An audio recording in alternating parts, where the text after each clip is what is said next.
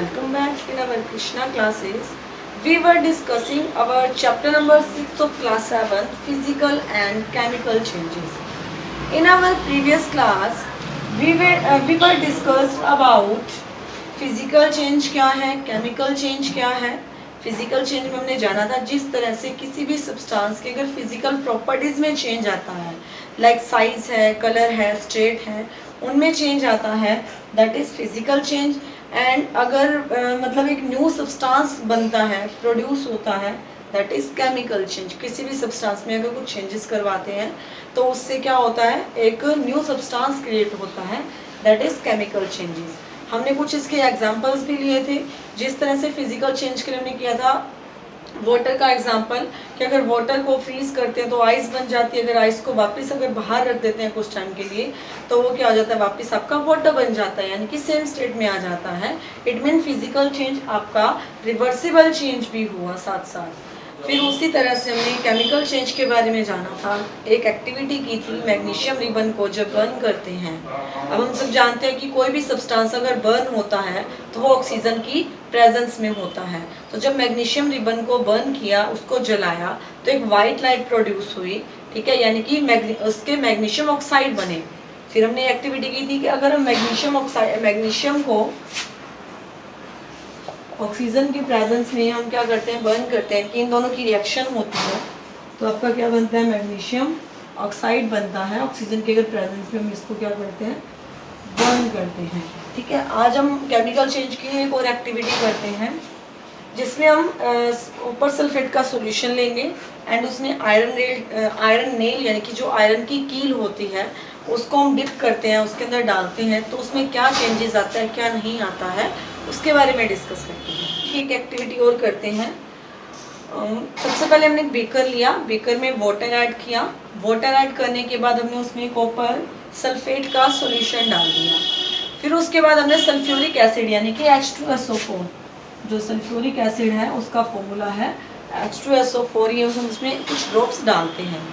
Then उसको हम dissolve करते हैं. तो हमने देखा कि उस जो सॉल्यूशन हमारा किस कलर का हो जाएगा, ब्लू कलर का हो जाएगा. जब हमने कॉपर सल्फेट के सॉल्यूशन में सल्फ्यूरिक एसिड ऐड किया तो हमारा जो सॉल्यूशन है वो किस कलर का हो गया, ब्लू कलर का हो गया.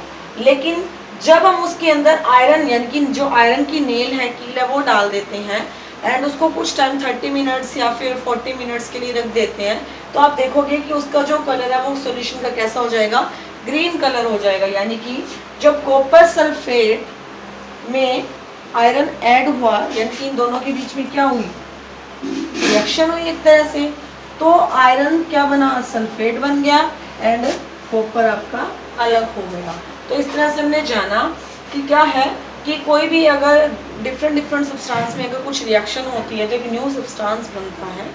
तो ये कुछ एक्टिविटी थी केमिकल चेंजेस की. अब हम अपना नेक्स्ट टॉपिक करते हैं, रस्टिंग ऑफ आयरन.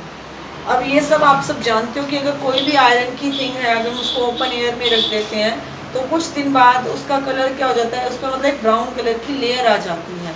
तो वो ब्राउन कलर की लेयर एक तरह से क्या है, रस्ट है. तो हम उसके बारे में जानते हैं कि रस्टिंग क्या है, कैसे होती है ये, एंड हम कैसे आयरन की थिंग्स को रस्टिंग की प्रोसेस होने से बचा सकते हैं, तो हम उसके बारे में जानते हैं. इस तरह से हमने देखा कि हमारी डेली लाइफ के अंदर बहुत सारे केमिकल चेंजेस होते हैं. जो हम फूड ईट करते हैं वो भी एक तरह से क्या केमिकल चेंज है, क्योंकि रॉ मटेरियल तो हम खाते नहीं हैं, उससे उसको क्या करते हैं, पकाते हैं पहले देन खाते हैं, तो वो भी क्या एक तरह से केमिकल चेंज है. तो अब हम नेक्स्ट टॉपिक की बात करते हैं, रस्टिंग ऑफ आयरन. आयरन आप सब जानते हो जिसको आप लोहा कहते हो. तो आयरन के बहुत सारे ऑब्जेक्ट हैं, हम अपने घर पे यूज़ करते हैं, चाहे की है, चाहे चेयर ले लीजिए, मतलब आयरन के डिफरेंट टाइप के क्या होते हैं, ऑब्जेक्ट बनते हैं. यानी कि जो आयरन है वो बहुत मोस्ट इम्पोर्टेंट मेटल है हमारी लाइफ के अंदर. तो रस्टिंग मतलब सबसे पहले रस्ट को जानना है कि रस्ट क्या है. एक तरह से ब्राउन लेयर. आप ये सब जानते हो कि अगर मान लो कोई भी आयरन की चीज़ को अगर आप बाहर रखते हो, ओपन में रखते हो, ठीक है, तो क्या होता है कि उस पर कुछ दिनों बाद एक ब्राउन कलर की लेयर आ जाती है. वो ब्राउन कलर की लेयर ही क्या है, रस्ट है. ये धीरे धीरे रस्टिंग क्या करती है, उस पूरे आयरन के मटेरियल को डिस्ट्रॉय कर देती है, ख़त्म कर देती है.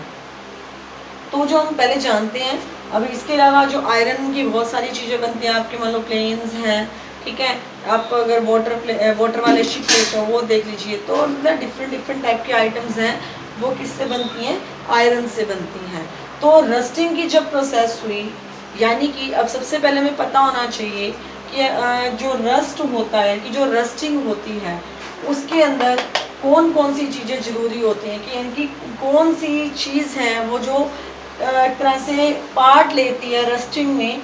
तो प्रेजेंस होती है ऑक्सीजन एंड वाटर की। जब तक ये दोनों चीज़ें के कॉन्टैक्ट में और आयरन नहीं आता है, इट मीन रस्टिंग की प्रोसेस नहीं होगी। तो रस्टिंग की प्रोसेस में क्या होता है, आयरन जब ऑक्सीजन एंड वाटर के साथ, H2O mean water, O2 mean oxygen and Fe means iron, यानी जब आयरन है वो ऑक्सीजन और वाटर की प्रेजेंस में होता है, इनके साथ मिलता है, इनके साथ रिएक्ट करता है, तो क्या बनाता है, आयरन ऑक्साइड, यानी कि Fe2O3। यानी कि मेन अगर क्वेश्चन आ जाता है कि रस्टिंग की प्रोसेस के लिए कौन सी दो चीज़ें इसेंशियल होती हैं, तो आएगा ऑक्सीजन एंड वाटर। जिस तरह से जो रस्टिंग की प्रोसेस है वो ऑक्सीजन एंड वाटर की प्रेजेंस में होती है, हमने जाना, तो हम आयरन के जितनी भी ऑब्जेक्ट हैं उसको रस्टिंग होने से कैसे प्रिवेंट कर सकते हैं, बचा सकते हैं, तो उसके बारे में बात करते हैं। तो हम कुछ डिफरेंट मेथड्स यूज़ करके हम प्रिवेंट कर सकते हैं आयरन के ऑब्जेक्ट को। फर्स्ट है अप्लाइंग ग्रीस और oil, second painting and third है गैल्वेनाइजिंग। तो यानी कि आयरन के ऑब्जेक्ट पर अगर हम ऑयल या ग्रीस को अप्लाई कर देते हैं तो भी क्या हो जाता है, रस्टिंग की जो रस्टिंग है उसको अवॉइड कर सकते हैं, इनकी प्रिवेंट कर सकते हैं आयरन के ऑब्जेक्ट को। उसी तरह से पेंट जो है, पेंट करके भी हम क्या कर सकते हैं, आयरन के ऑब्जेक्ट को प्रिवेंट कर सकते हैं।